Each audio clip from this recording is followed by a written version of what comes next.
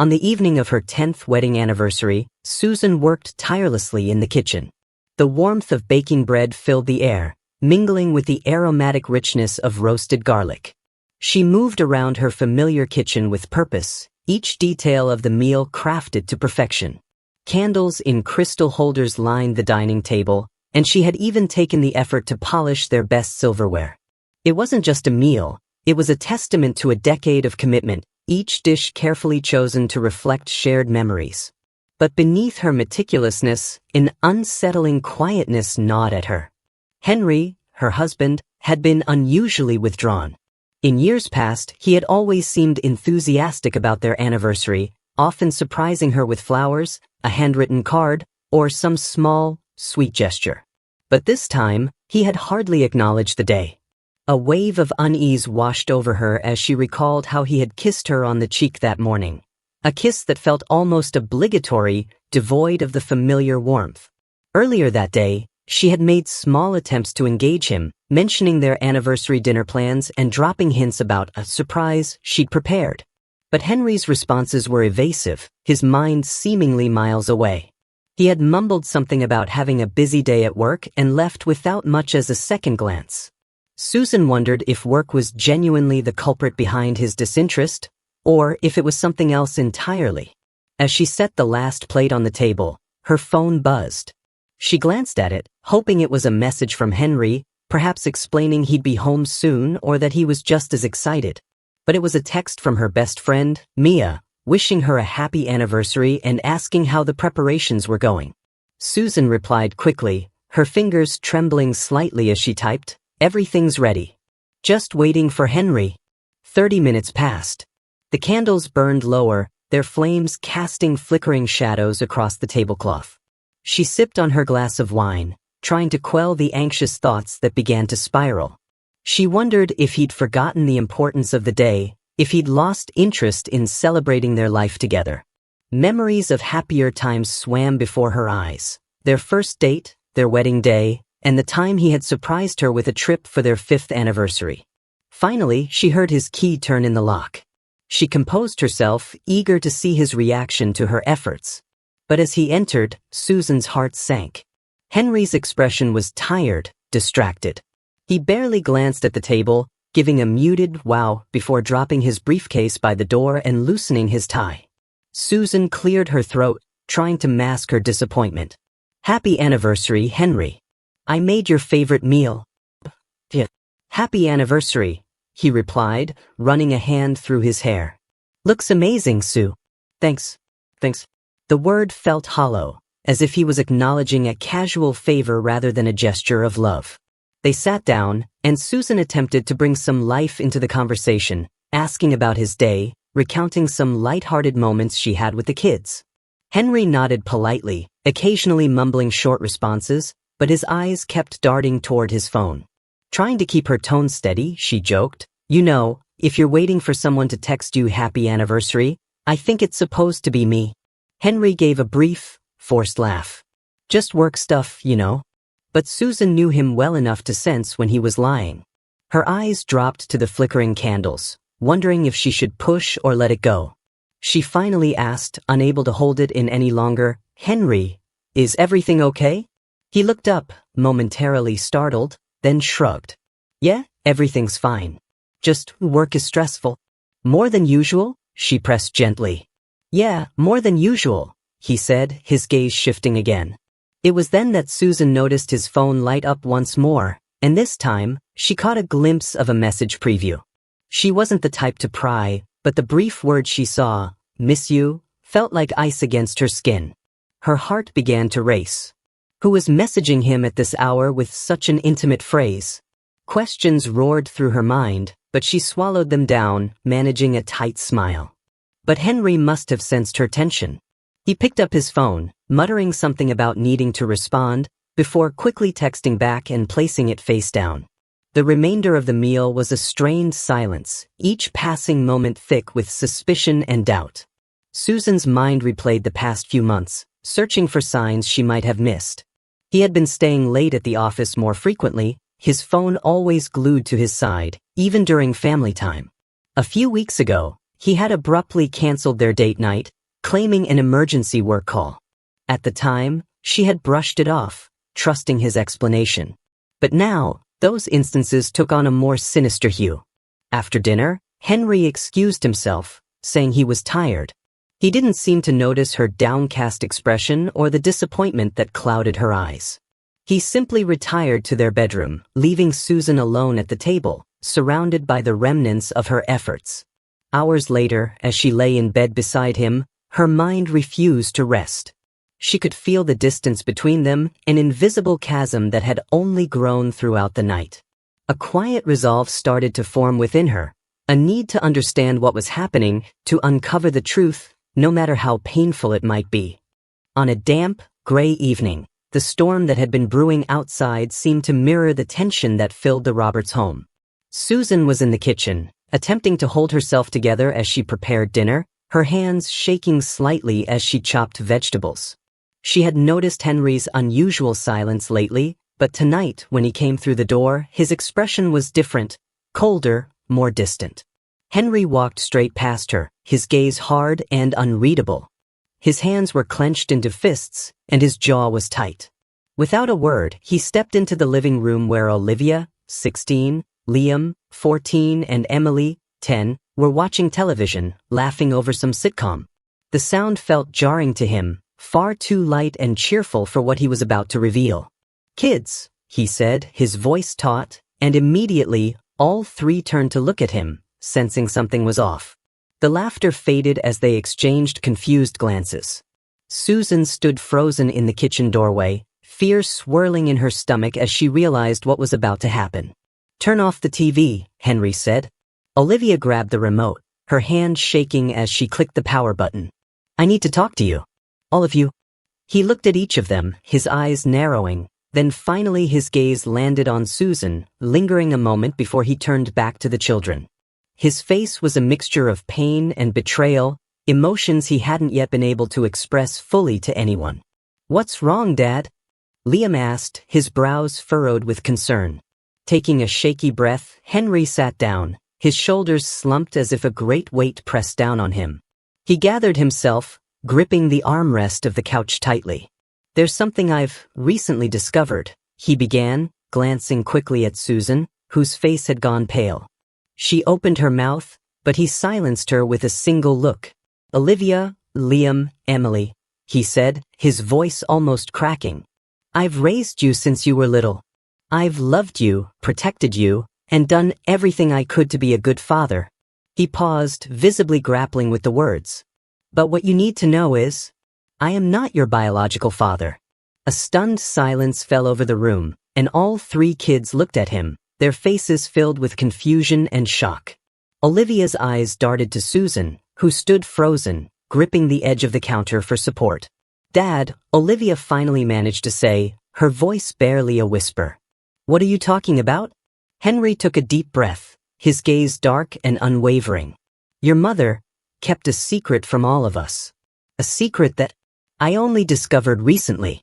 Each of you has a different biological father." The weight of his words hung heavily in the air, almost unbearable. Susan's face was stricken, her eyes brimming with unshed tears, but she remained silent, unable to bring herself to meet her children's eyes. Olivia's face twisted in confusion and hurt. Different fathers? She looked at Susan, her voice raising with each word. "Mom? Is this true?" Susan took a shaky step forward, her voice trembling. "Yes, but it was a long time ago, before I met Henry. I made mistakes, but I wanted us to be a family. I wanted you to feel loved and safe." Liam looked down, clenching his fists. "You lied to us," he said, his voice barely audible, a mix of betrayal and sadness that cut through Susan like a knife. Henry's face contorted with anger, his hands trembling slightly. "Susan, they have a right to know everything." His voice was steely, unyielding as he turned back to the kids. "Olivia, your biological father's name is Robert. He was someone your mother had a brief relationship with. He never even knew you existed." Olivia's face turned pale. "So he's out there somewhere? And he doesn't even know about me?" Susan tried to step in, her voice desperate. "Olivia, I was young, and I didn't think Robert was capable of being a father. He was unstable, and I didn't want that for you. Then why didn't you tell me? Olivia shot back, her voice cracking. I had a right to know. I always wondered why I didn't look like Dad. Why you always changed the subject when I asked about family history?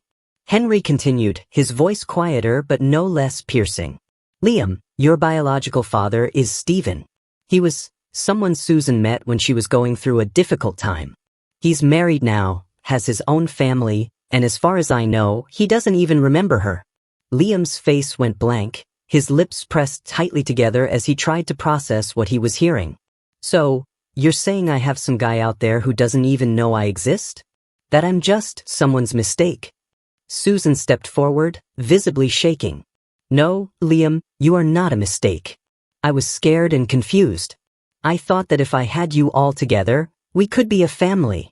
Emily, who was younger and trying to comprehend the situation, looked up at her father with wide, teary eyes. What about me, Daddy? Who's my real dad? Henry's face softened for a brief moment as he looked at Emily. She was so young, so innocent, and he wanted to shield her from the reality of this. Your biological father is named Aaron. He and your mother, it wasn't a serious relationship. Emily's lips began to quiver, and she reached out for Susan, who hesitated before pulling her into a hug. Why didn't you tell us, Mom? Emily asked, her voice muffled as she clung to her mother. Susan looked down, her heart breaking as she finally forced herself to speak. I didn't tell you because I thought it wouldn't matter. I thought that if we had Henry, we had everything we needed. I didn't want you to feel abandoned or unloved. Henry's face hardened, a mixture of pain and anger burning in his eyes. But that's exactly what you did, Susan. You deprived them of knowing where they came from, of understanding who they are. Olivia stood, her fists clenched at her sides, her face streaked with tears. So we've been living a lie all these years? Every birthday, every family vacation, it was all just some big cover-up? Susan's tears flowed freely now.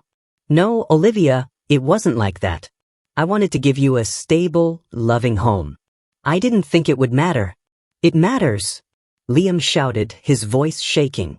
It matters because you lied to us every day.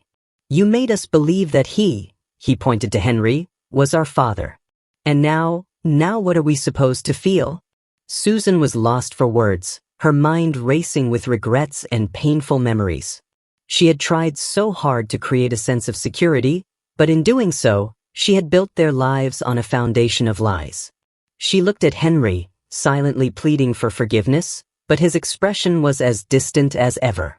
Henry rose from his seat, his shoulders sagging under the weight of it all.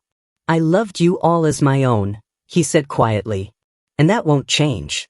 But this deception, it has consequences. As he walked out of the room, his steps heavy and final, the children were left with Susan, their eyes filled with anger, sadness, and 1,000 unanswered questions. The once unified family was shattered, left to pick up the pieces of a truth that could not be taken back. The room felt hollow, like the air had been sucked out, leaving only the raw echoes of hurt and disbelief. Olivia, Liam, and Emily sat in stunned silence, each one grappling with the revelation that had uprooted everything they thought they knew. Susan stood across from them, desperate to bridge the widening chasm, but her children's eyes had hardened, each face a mirror of betrayal and anger. She tried to speak, but no words came. Each attempt seemed to die in her throat, choked by the weight of her own guilt.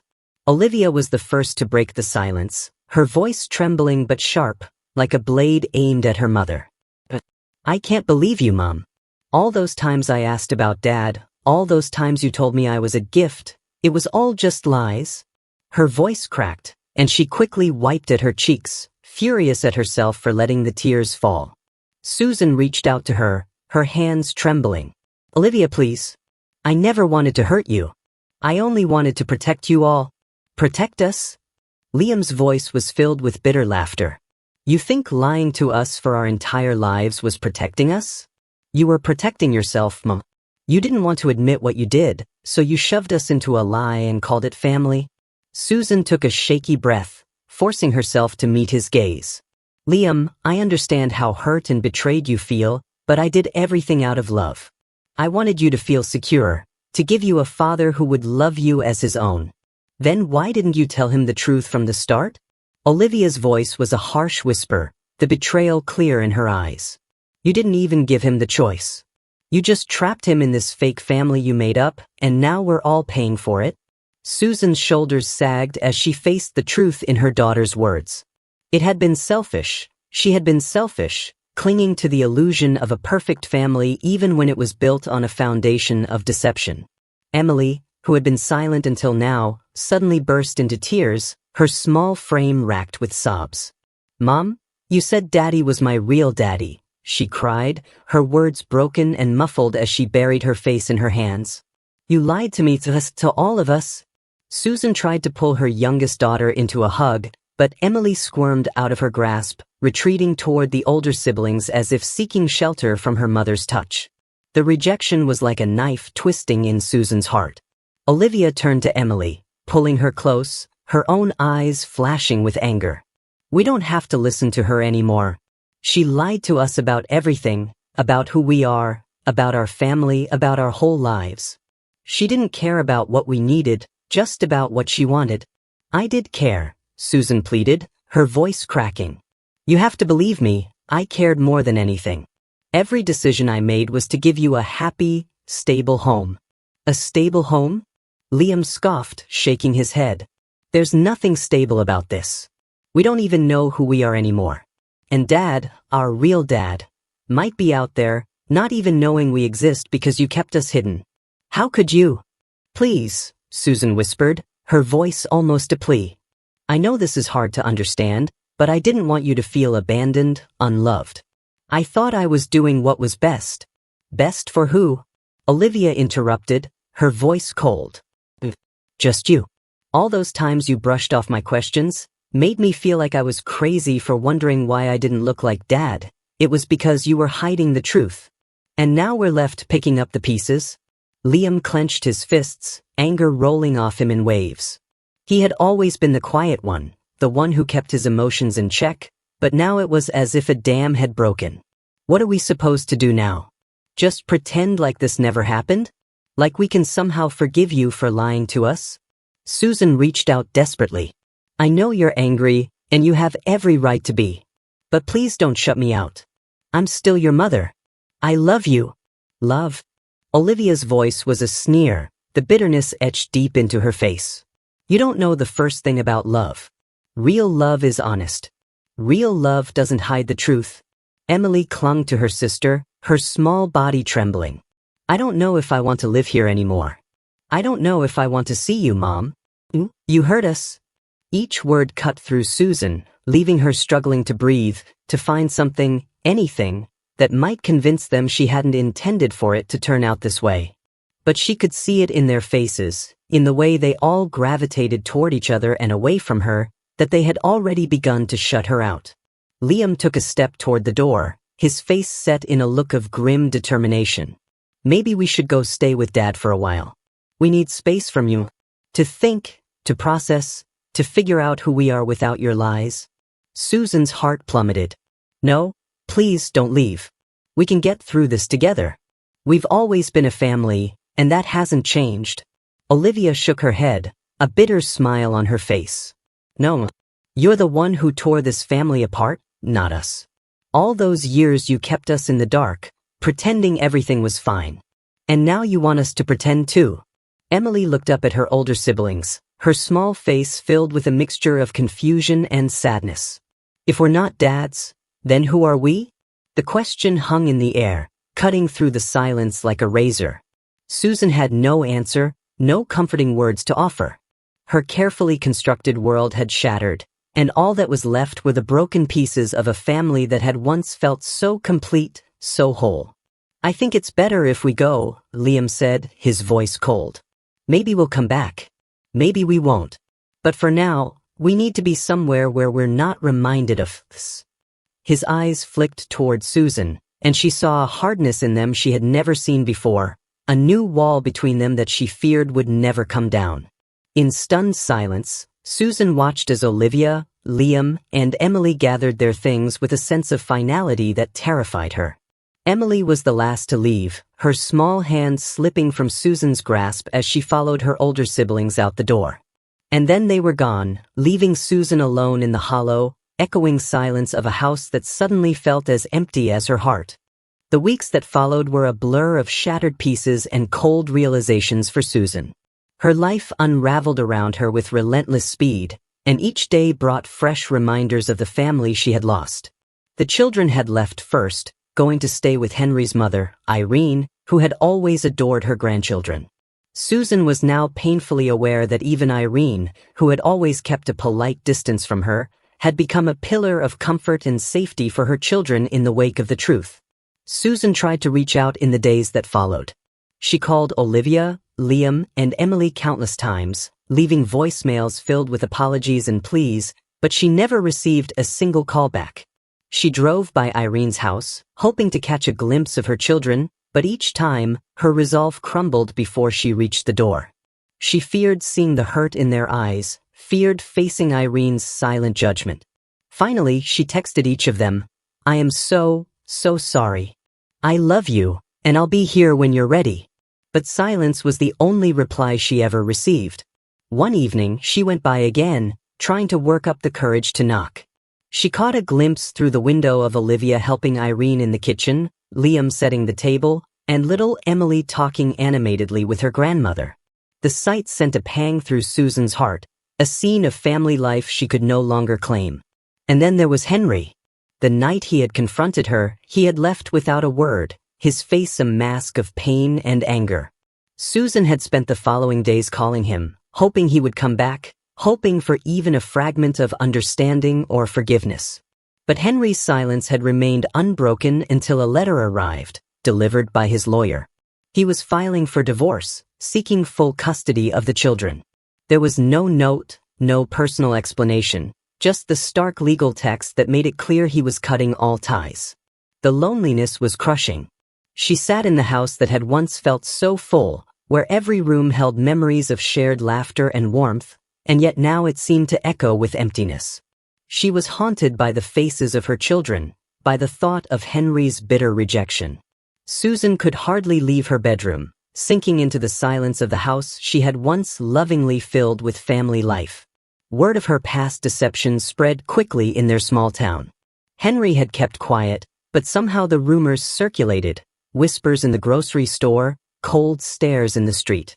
Neighbors who had once exchanged warm greetings now looked at her with a mix of pity and disdain. The local community, always close-knit, seemed to turn its back on her overnight. She no longer attended church, unable to bear the probing glances and murmured conversations that fell silent whenever she walked by. She knew she had become the town's cautionary tale, the subject of hushed warnings and judgmental glances. Her only true attempt to reconnect came one Saturday afternoon when she drove to Irene's house, her heart pounding with both hope and dread. She knew that Irene would likely disapprove, but she had to see her children, even if only for a moment. She rang the bell, and after what felt like an eternity, Irene opened the door, her face impassive. "Susan," Irene said, her tone as cold as the wind that whipped through the yard. "Please, Irene," Susan began, her voice trembling. "Just let me see them. I miss them so much. I need to explain." Irene's expression tightened. "Explain what? That you lied to them? To Henry? To all of us?" "There's nothing left to explain, Susan. They're trying to heal, and you showing up here only hurts them more." Susan's heart sank, but she forced herself to speak. "I know I've hurt them. I know I've hurt everyone. But they're my children, Irene. I raised them. Please, I need to see them." Irene's eyes flashed with anger. "They're Henry's children, Susan. He's the one who loved them without question, the one who stayed true to them. You've destroyed everything and they're still piecing it back together. Leave them alone." With that, she closed the door, and Susan was left on the doorstep, her heart feeling as hollow as the wind. In the days that followed, Susan's isolation deepened. She avoided places where she might run into familiar faces, places that once held fond memories of family outings or community events. She had hoped to confide in her closest friend, Mia, but even that bridge had burned. Mia, like most of the community, had heard the rumors, and she too had distanced herself, unable to reconcile the friend she knew with the woman who had kept such devastating secrets. One evening, Susan took a walk to clear her mind, hoping the fresh air would help ease the oppressive weight of her loneliness. She kept her head down, avoiding eye contact with anyone passing by, but she could still feel their eyes on her, hear the whispered judgments. In the park, she saw a group of mothers sitting together, watching their children play. She recognized some of them from her kids' school, women she had once chatted with during soccer games and school functions. But as she passed, the laughter and chatter quieted, and they cast cold, disapproving glances her way. Over time, Susan felt herself sinking deeper into despair. She found little motivation to take care of the house, the once vibrant family home now gathering dust and clutter. The family photos that once decorated the walls became too painful to look at, so she took them down, one by one, until the walls were bare. She tried calling a counselor, but the sessions felt empty, her words hollow even to herself. What could she say that would undo the pain she had caused? How could she explain the choices that had led her here? Months passed in this bleak silence, and the loneliness became all-consuming. Susan had no one to turn to, no one who cared to understand her side. And perhaps she didn't deserve understanding. Perhaps this was the price she had to pay for building her life on a lie. Every night, she lay awake in her empty bed, replaying the moments she wished she could change, the truths she wished she had spoken.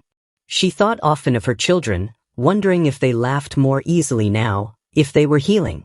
She thought of Henry, the man who had once loved her enough to marry her and raise her children as his own, and the realization that she had lost him forever was a wound that would never heal. She pictured him moving on, rebuilding his life without her, and the thought tore at her heart. One evening, as she looked through an old album filled with photos of happier days, smiling faces at birthdays, family trips to the beach, Christmas mornings spent together, she broke down, sobbing into the empty silence of the house. She felt as though she had lost not only her family but herself, the woman she had once been, the life she had so desperately tried to hold on to. Now, all that remained were memories, reminders of the family she had shattered with her secrets. And though the world had moved on without her, she remained frozen in that house, haunted by the life she had destroyed, condemned by the community, and left utterly alone. Over the course of the following year, the children gradually adapted to their new life with Irene, their grandmother, and Henry, who visited frequently and brought stability and reassurance to their shaken world. It was during this time that a new presence entered their lives. Rachel, a kind, soft-spoken woman with warm eyes and a gentle way of connecting with each child. Rachel had met Henry a few months after the divorce papers were filed, and their relationship grew slowly, built on a foundation of trust and mutual understanding. She was not flashy or overbearing. She didn't try to force herself into the children's lives, knowing how delicate the situation was. Instead, she spent time with them thoughtfully, engaging with them individually, getting to know Olivia's love of painting, Liam's passion for sports, and Emily's quiet curiosity about the world. She listened, respected their boundaries, and allowed them to come to her in their own time. Initially, Olivia, the eldest, was skeptical. She couldn't ignore the raw anger she felt toward her mother, and she didn't want another woman to try to replace her. But as Rachel continued to show her care and patience without pushing, Olivia's guarded heart began to soften. Rachel would bring Olivia new art supplies, quietly leave notes of encouragement on her sketches, and even accompanied her to a local art exhibition, sharing in her interests without judgment or pressure. Liam, still dealing with the wound of betrayal, was slower to warm up. But Rachel made gentle gestures that resonated with him, showing up to his soccer games with Henry and Irene, cheering him on from the sidelines. On one particularly cold, rainy day, she appeared at the field with a thermos of hot chocolate just for him, something that sparked a small smile in his otherwise sullen demeanor. Over time, he found himself looking forward to her presence and started opening up to her about school, friends, and his own dreams. Emily, young and sensitive, took to Rachel almost immediately. The warmth Rachel showed felt like a balm for her aching heart, and soon Emily was drawing pictures for her, talking excitedly about her day, and even asking Rachel to braid her hair before bed. One evening, when Emily had trouble sleeping, Rachel stayed with her, reading her favorite stories until she drifted off. Susan, on the other hand, watched from afar. She was fully aware of Rachel's growing role in her children's lives through the occasional updates she caught on social media or snippets of news that drifted back to her. Her heart ached with a painful blend of envy and guilt, knowing that Rachel had done for her children what she could no longer offer: unblemished support, presence, and trust. She knew that Henry had moved on and that he and Rachel had become serious, a quiet, steady relationship that only strengthened as they blended their lives with the children's needs. Meanwhile, Susan's own existence had become an echo of her past life. Every corner of her empty home reminded her of the family she had lost, and every attempt to reach out was met with silence. The children had cut off contact, choosing not to answer her calls or respond to her messages. It was as if they were moving on without her, piecing together their lives without the weight of her mistakes. One afternoon, Susan's last sliver of hope was extinguished. She received a letter, an invitation in fact, to a family gathering at Irene's house. The invitation, however, was addressed from Henry and Rachel. Susan's hands trembled as she read it. It was a formal acknowledgement that Rachel was now a permanent part of her children's lives, and it was accompanied by an unexpected request. In the neat, careful handwriting of Olivia, it read, "Rachel is becoming our mother, and we want you to respect our decision. Please don't come." Susan felt as though the air had been knocked out of her lungs. Her children were asking her to stay away, to allow them to embrace Rachel as their mother without her interference. It was the finality she had dreaded but had somehow not fully accepted until this moment. In the days that followed, Susan found herself overwhelmed by a relentless, unbearable loneliness. Her children, her family, the life she had held so close, all had slipped through her fingers. She was left with the empty shell of a home, filled with memories that no longer brought comfort but only a reminder of what she had lost. At night, she often found herself unable to sleep, her thoughts tangled in the web of past choices and regrets. She'd wander through the darkened rooms, her mind replaying moments with the children that now felt like another lifetime: Olivia's first steps, Liam's first day of school, Emily's drawings pinned to the refrigerator. She remembered the laughter, the warmth of their family dinners, the nights spent reading together on the couch.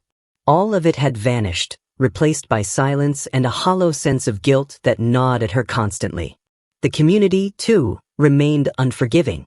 The gossip had simmered down, but Susan's reputation had been irrevocably tarnished. Former friends avoided her, acquaintances nodded politely but made no move to rekindle connections. She was, in every sense, alone, her past lies having severed her from the life she had once known. Henry and Rachel, meanwhile, had taken steps to build a new future for the children.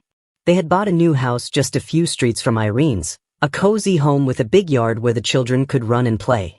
On weekends, they took trips together, hiking in the nearby mountains, attending festivals, or exploring nearby towns. Rachel became a consistent, loving presence, someone the children could rely on without fear of hidden secrets or painful betrayals. Rachel's kindness extended even to small, thoughtful gestures. She helped Olivia apply for art programs, encouraging her passion. She attended every one of Liam's soccer games, bringing homemade snacks and cheering louder than anyone else in the crowd. With Emily, she spent hours reading, exploring her imagination, and answering her endless questions with patient enthusiasm. Rachel had become their mother in every way that mattered, and the children embraced her willingly, grateful for the peace she brought to their lives. As months turned to years, the children's memories of Susan became softer, less immediate. Her absence was painful, yes, but it no longer dominated their lives. The pain had begun to fade, replaced by the stability and comfort that Henry and Rachel provided. Susan's existence, by contrast, dwindled into a life of solitude. She no longer had any purpose, no family, and no friends to turn to. The weight of her mistakes was a constant companion, and her days stretched endlessly, empty and cold. Every so often, she would look at an old family photo, her fingers tracing the smiling faces of her children, her heart aching with the knowledge that she would never be a part of their new life. In her darkest moments, Susan realized the full gravity of what she had done. The lies, the deception, the selfish choice to withhold the truth, all had led her to this life of isolation. She was an outsider, watching from a distance as her children flourished without her, as Henry and Rachel built the family she had once imagined for herself. And as Susan sat alone, day after day, she understood that this loneliness was the true consequence of her mistakes, the unbearable punishment of having lost everything she had once held dear, with only herself to blame.